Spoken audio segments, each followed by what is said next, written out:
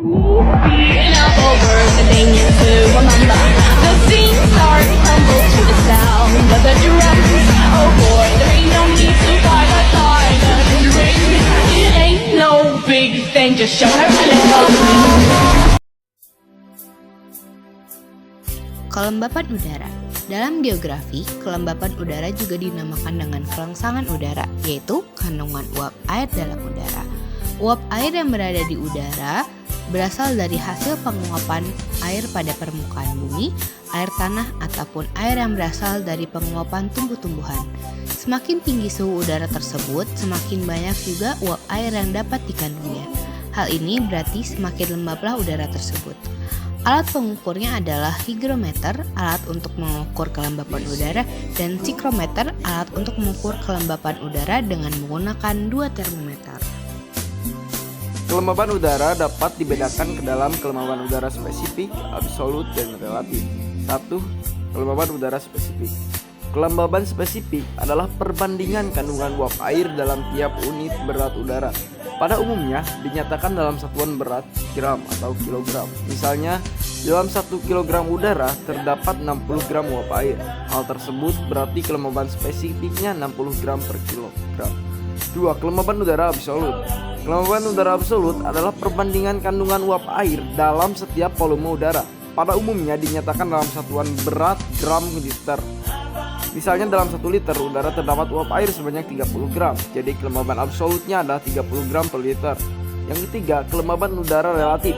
Kelembapan relatif adalah perbandingan antara jumlah uap air yang ada secara nyata, aktual, dan jumlah uap air maksimum yang mampu ditampung oleh setiap unit volume udara dalam suhu yang sama.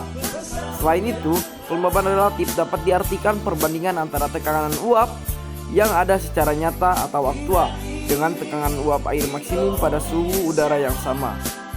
Jenis-jenis kelembapan absolut. Jumlah massa uap air dalam satuan gram per meter kubik udara G per M. Kelembapan relatif. Perbandingan antara tekanan uap air aktual dengan tekanan uap air jenuh pada suatu saat yang sama, dinyatakan dalam persen. Kelembapan spesifik. Rasio massa uap air terhadap massa udara kering G atau Kg. Defisit tekanan uap. Perbedaan antara tekanan uap air jenuh dengan tekanan uap air aktual. Faktor-faktor yang mempengaruhi kelembapan. Suhu. Semakin tinggi suhu, semakin banyak uap air yang dapat ditampung oleh udara.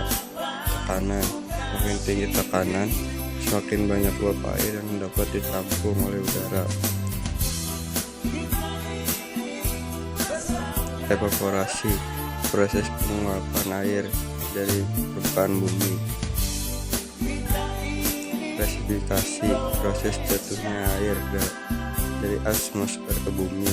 Angin dapat membawa uap air dari satu tempat yang lainnya.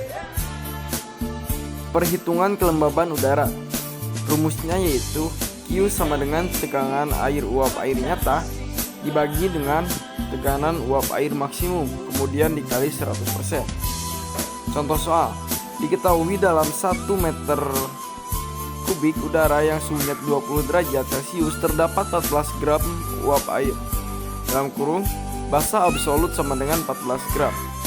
Sedangkan uap air maksimum yang dapat dikandungannya pada suhu 20 derajat Celcius sama dengan 20 gram. Tentukan kelembaban udara relatifnya. Jawabannya yaitu kelembaban relatif udara itu 14 dibagi 3 kemudian dikali 100% sama dengan 70%. Jadi perhitungan kelembaban udara dapat dikerjakan dengan rumus tersebut. Terima kasih. Berikut adalah contoh yang lebih jelas mengenai rumus tersebut. Nomor 1. Dalam 1 meter kubik udara pada suhu 25 derajat Celcius terdapat 16 gram uap air. Jumlah uap air maksimum pada suhu tersebut adalah 20 gram. Hitunglah kelembapan relatifnya. Kita jawab. Kita tentukan variabelnya dahulu. Yang dipakai adalah dua bilangan ini. 25 derajat ini terkadang menjadi pengecoh bagi kalian, tapi ingat ini adalah pemilik suhu udara. Jadi yang dipakai adalah 16 gram uap air. Berarti ini adalah E kecil atau kelembaban mutlak. Dan 20 gram ini adalah uap air maksimum pada suhu 25 derajat Celcius. Maka ini adalah E besar. Ditanyakan kelembaban relatif.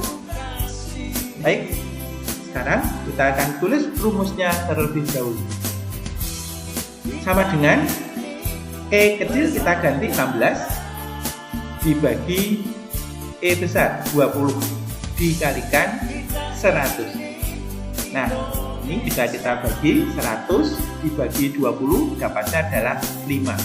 16 kali 5 sama dengan 80%. Mudah kan? Iklim fisis. Klasifikasi iklim fisis adalah pengkelompokan iklim berdasarkan keadaan atau fakta sesungguhnya di suatu wilayah pada permukaan bumi. Klasifikasi ini berdasarkan pada pengaruh faktor-faktor lingkungan alam seperti 1. Kondisi daratan yaitu luas daratan, topografi, dan vegetasi. 2. Lautan yaitu jarak dari laut, arus laut, dan suhu permukaan laut. 3. Angin yaitu arah dan kecepatan angin. 4. Letak geografis yaitu lintang, ketinggian, dan jarak dari laut. 5. Bentang alam yaitu gunung, daratan tinggi, dan pegunungan. Klasifikasi iklim fisis. Iklim laut maritim memiliki ciri-ciri suhu udara yang relatif konstan, curah hujan tinggi, dan kelembaban udara tinggi. Contohnya wilayah pesisir pantai. Iklim darat kontinental memiliki ciri-ciri suhu udara yang ekstrim, panas di siang hari dan dingin di malam hari. Curah hujan rendah dan kelembaban udara rendah, contohnya wilayah pedalaman. Iklim daratan tinggi memiliki ciri-ciri suhu udara yang lebih dingin daripada wilayah di sekitarnya. Curah hujan tinggi dan kelembaban udara tinggi, contohnya wilayah pegunungan.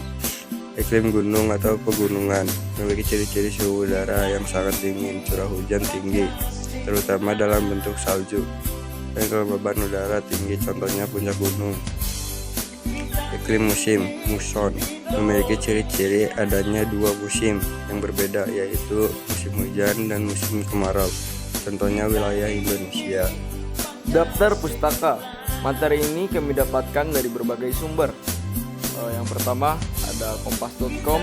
Di sana kami mendapatkan materi tentang fisis dan pengertian dan klasifikasinya. Kemudian konsep geografi, kami mendapatkan materi kelembaban udara. Kemudian ada ruang guru, kami mendapatkan perbedaan dan persamaan cuaca dan iklim. Kemudian yang terakhir kembali ada kompas.com. Kami mendapatkan dan mengetahui cara rumah memiliki kelembaban tinggi.